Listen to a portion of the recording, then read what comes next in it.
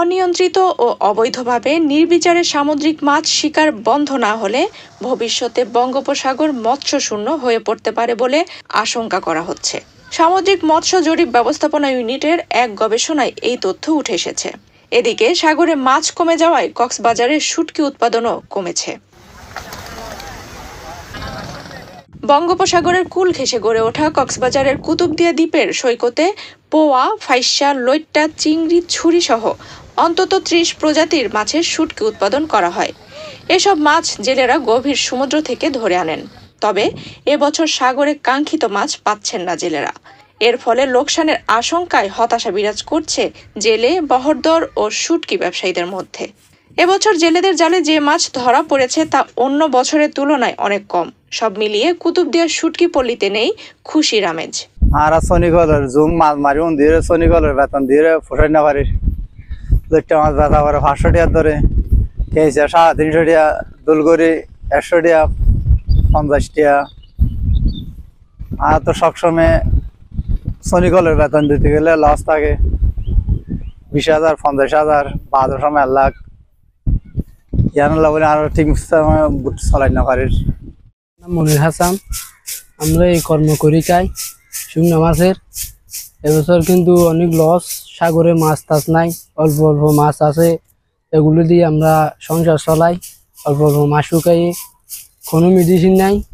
আমরা অন্য বছর বিভিন্ন লাভ হয়, কিন্তু এবছর অনেক লস, সেজন্য আমাদের একটু সমস্যা হয়ে যায়।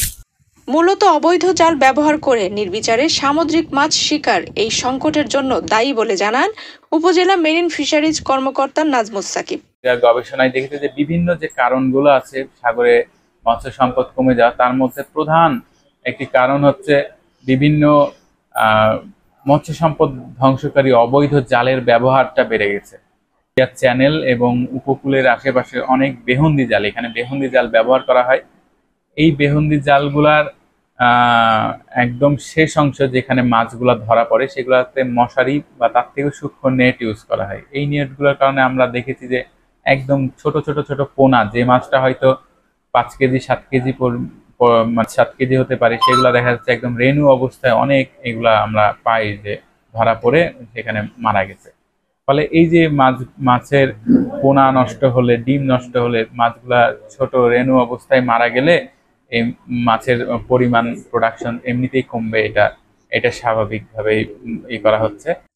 অন্যদিকে বঙ্গোপসাগরে মাছ কমার অন্যতম কারণ হিসেবে মনুষ্য সৃষ্ট দূষণ ও জলবায়ু পরিবর্তন দায়ী বলে মনে করেন পরিবেশবাদী সংগঠনের নেতা শহীদুল ইসলাম। বৈশ্বিক জলবায়ু পরিবর্তনের অভিঘাতে সাগরে লবণাক্ততার পরিমাণ বেড়ে গেছে। এই লবণাক্ততার আধিক্যের কারণে সাগরের জীববৈচিত্র্য এবং মাছ বিভিন্ন সংকটে পড়েছে, মারাত্মক হুমকির মুখে আছে। মাছের পোনা কেঁকো, বিভিন্ন প্রাণী যেমন জেলিফিশ, এসব প্রাণীদের আধিক্য বেড়ে গেছে।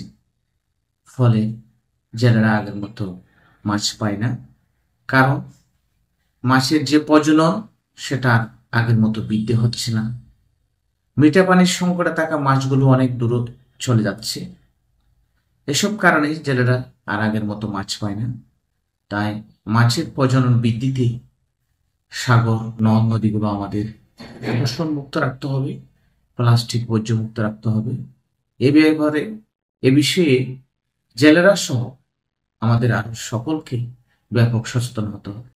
অবৈধ জাল, মাছের রেণু নষ্ট সহ যে সকল কারণে সাগরে মাছের পরিমাণ কমছে তার বিরুদ্ধে দ্রুত পদক্ষেপ না নিলে সামুদ্রিক মাছের সাথে সাথে ধস নামবে শুটকি ব্যবসাতেও।